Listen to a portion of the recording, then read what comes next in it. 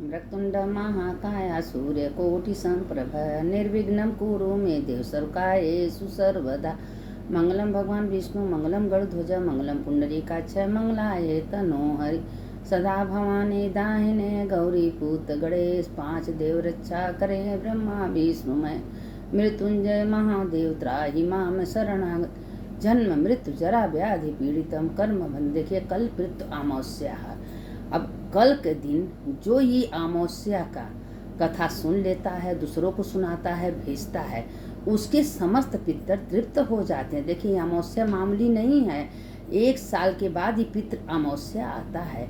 आप लोग को कृपया करके बार बार हम कहते हैं कि कल कोई कुआं पर, सरोवर पर, कुंड पर, जहाँ जल का सरोवर हो वहाँ जाके एक लंबी बाती घी का ले लीजिएगा, वहाँ जला दीजिएगा और आपके पितर 1 साल के अंदर सुख शांति समृद्धि देंगे, खुश होंगे। आर्यमन इतना खुश होते हैं कि जरी सबसे पितरों से पूछते हैं आर्यमन कि तुम्हारे कुल में, तुम्हारे खानदान में कोई तो आया, दीपक जलाया है वो जल के निकट, क्योंकि जल से पितर बहुत खुश होते हैं। जैसे कोई सरोवर हो, कुआं हो, तालाब हो, कहीं भी हो, वहाँ जाके दीप जरूर जलाना चाहिए। कल की अमावस्या दिन प्रदोष काल में, संध्या बेला में, जब सूर्य नारायण डूबत रहें उधर अस्त होते हैं, उसी समय दिया जलाना चाहिए। और देखिए कि आपके घर में कितना शांति आता है, कितना सुख आता है। ये सब करने से मेरे समस्त पाप तत्काल नष्ट होते हैं। इसमें देखिए कोई नहीं। अभी आप लोग को बहुत सुंदर आज हम कथा अमावस्या का भेज रहे हैं, कल आप लोग सुनिएगा, दूसरों को भेजिए, सुनाइए। देखिए पितृ अमावस्या का कथा सुने कि एक माता पिता थे, उनको एक बेटा एक बेटी था और कुछ दिन के बाद माता पिता अपने बच्चों को शादी करके मर गए। मरने के बाद जब उनका तिथि श्राद्ध आया तो उनके भाई बहुत अच्छे थे, लेकिन भाभी बहुत कर सकता है, दुष्ट स्वभाव के।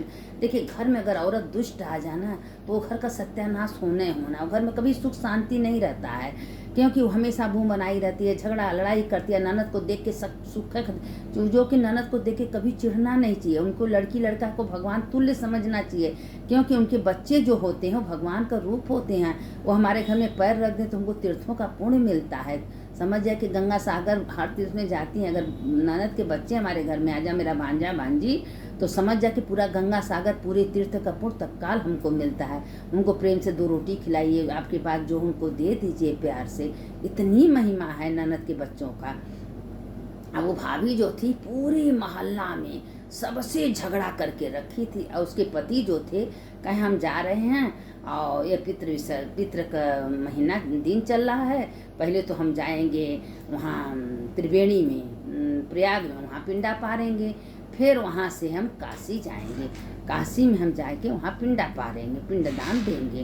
काशी के बाद हम गया जाएंगे और गया जाके वहाँ पिंडदान करेंगे, और गया के बाद तो हमको समय मिलेगा तो हम हरिद्वार जाएंगे, हरिद्वार में भी पिंडदान करेंगे। नहीं तो हो सके अगर हमको समय मिलेगा तो पहले हम हरिद्वार जाएंगे, वहाँ से त्रिपिंडी करके फिर हम गया जाएंगे, और गया में त्रिपिंडी करेंगे। जब त्रिपिंडी कर लेंगे तो हमारे पितर मुक्त होंगे। और सबको हम भोजन तो उतना करा नहीं पाएंगे, लेकिन तुम मेरे माता पिता के श्राद्ध के दिन कोई ब्राह्मण ब्राह्मणी को भोजन कर। तो कहे स्वामी पूरा मोहल्ला भर हमसे झगड़ा करके रखा, कोई नहीं आएगा, तो कहे नहीं आओगे तो एक ननद के बच्चों को तुम अगर भांजा भांजी को भोजन करा दी तो तुमको 100 ब्राह्मण के भोजन के तुरंत तत्काल पुण्य मिल जाएगा।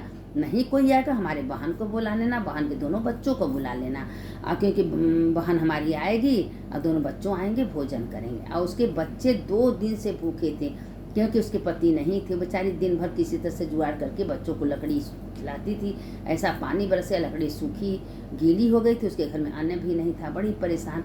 अब बड़ी सुखी, अब बच्चों को मना कर तो ये तो चला गया। अब भौजाई काम करने के लिए अपनी ननद को फ़ोन की, भाभी दीदी आप आइए, लेकिन पर बच्चों को मत ले जाएगा। तो कहे कि माँ आप नाना नानी के पास चल रहे हैं तो हमको भी ले चलो, हम भी वहाँ देख कर। नहीं बच्चों तुमको मना की है मामी, खाली हमको बुलाई हैं, जा रहे हैं, देखेंगे माँ तुम्हारे नाना नानी का श्राद्ध है, अगर कुछ हो सके तो हम तुम लोग को लाएंगे।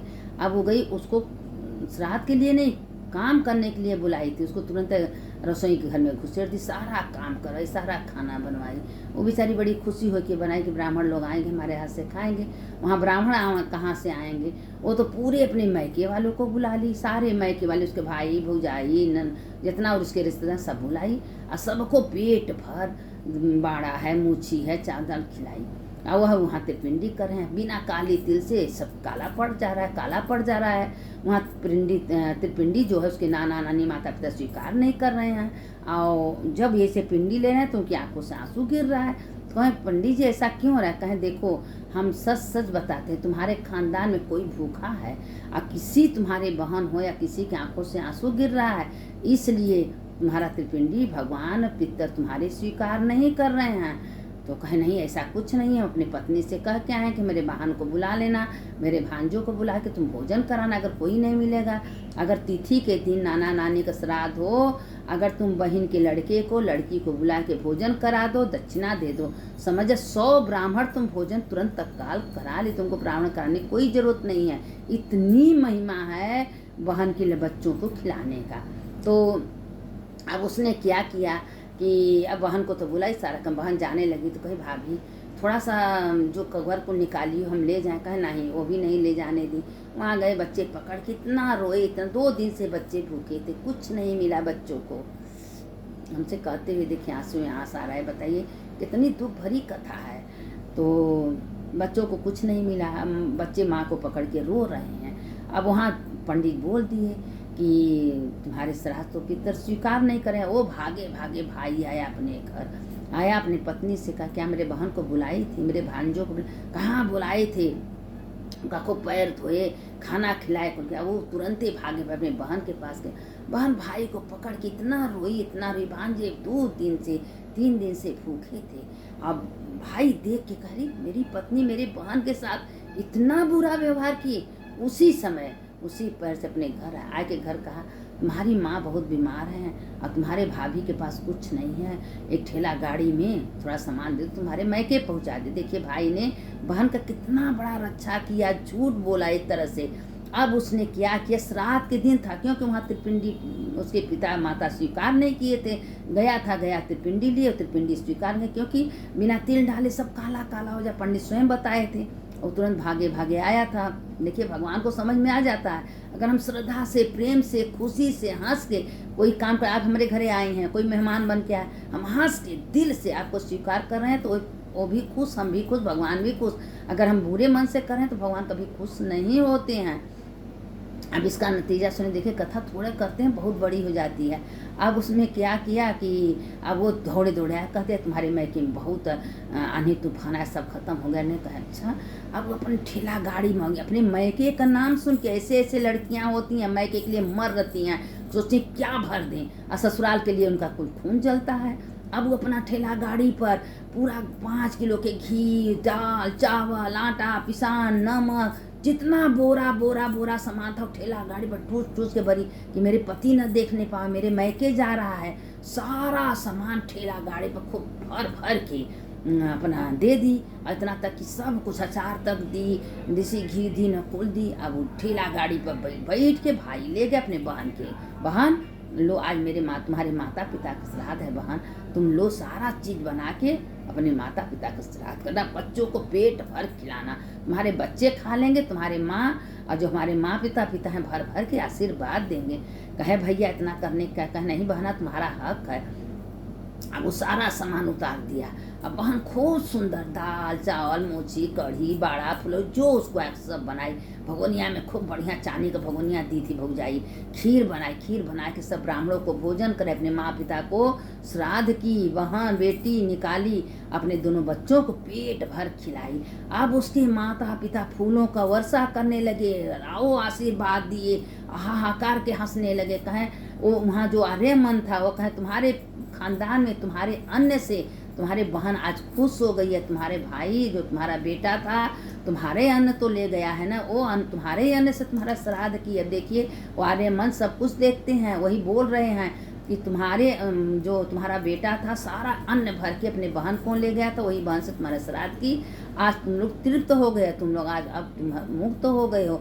और शाम की वो बहन अपने पूरे खानदान के नाम से एक तालाब था, तालाब में देसी को लंबी बत्ती करके और सरोवर के किनारे दक्षिण मुँह करके जला दी। और उसके पितर इतना आशीर्वाद दिए कि फिर उसके घर में कभी कोई चीज़ की कमी नहीं हुई। उसके घर में अन्न धन भंडार भर गया, बच्चे खुश हो गए। जो झोपड़िया था तुरंत मकान बन गए। उसके माता पिता आशीर्वाद दिए कि मेरा बेटा तो नहीं किया, मेरा बहू तो नहीं की, पर मेरा बेटा मेरी बेटी की है। बेटा तो अच्छा था, बहू खराब थी। जिस घर में बहू रद्दी आ जाए, खराब आ जाए, समझ जाओ घर का सत्यानाश होना है। क्यों? कि वो घर कभी खुशहाल नहीं रह सकता, क्योंकि घर स्त्री से बनता है। अगर घर जिस दिन औरत अपने घर को अपना घर समझ ली, अपने सास ससुर को माता पिता समझ ली, अपने परिवार को समझ ली, वो घर बनने बना। और जिस औरत मैके के लिए परेशान रहती है, क्या दे दें क्या कर दें, अपने मैके में भर दे, वो मैका भी दलित रहता है, 100 जन्म तक वो कर्जा नहीं भर पाता, क्योंकि हमेशा रोता रहता है। बेटी का लेके धन कभी कोई सुख रहता है? बताइए, कभी कोई सुखी नहीं रहता है। हमेशा दुख भरी कहानी उसके घर में रहता है। वो सोचती है कि हम अपने माँ बाप को, अपने भाई को दे रहे हैं, चोरी चोरी पति का कमाई दे रहे हैं, मेरा भाई को कभी खुश नहीं रहता है, क्योंकि हमेशा दुखी रहता है। इसीलिए कभी भी कोशिश करना चाहिए कि हम अपने बेटियों का न लें। बेटियों को जितना हो सके आप खूब दीजिए, चोरी से दीजिए, अच्छे से दे दिए। जितने देंगी वो बेटी अगर अंदर से खुश रहेगी तो बेटी भी दिल से आशीर्वाद देगी। आज मेरी माँ है, मेरे पिताजी हमको दे रहे हैं, तो उसको भी दिल से दुआ निकलता है कि मेरे माँ पिता को भगवान भर भर के दें और हमको देते रहें। तो इसलिए बेटियों को देना चाहिए, कभी लेने का कोशिश नहीं करना चाहिए कि बेटी है तो हमको दे, बेटी है कर, कुछ नहीं, हमेशा देना चाहिए। जो ऐसा करता है उसके घर में पितर बड़े खुश रहते हैं, कभी उसके घर में कोई चीज़ की कमी नहीं होने देते। अब भर भर के पितर आशीर्वाद देते। आज देखिए बेटी जब वहाँ श्राद्ध भगवान स्वीकार गया में, श्राद्धी गया में स्वीकार नहीं हुआ, तुरंत भाई आया, कैसे अपने बहन का भंडार भरा, बहन ने सब की अच्छे से की, भांजा भांजी खुश हुए, उसके पिता माता आशीर्वाद दिए और कहें बेटी हो तो तुम्हारे जैसे। अब उसके घर में सब कुछ भर गया। भाई हो तो इसी तरह के, भाई भी उसके अच्छे थे, खाली भौजाई उसकी खराब थी, बहुत लड़ाकी थी, लेकिन क्या करे, भाई मजबूर था। पत्नी के आगे आदमी कभी कभी बहुत ज़्यादा मजबूर हो जाते हैं। इसीलिए अगर घर में औरत अच्छी हैं तो घर स्वर्ग है, घर में औरत दुष्ट आ गई तो घर नरक है। अब कथा तो बहुत लंबी हो जा रही है। देखिए कल पितृ विसर्जन है, अमावस्या का दिन है।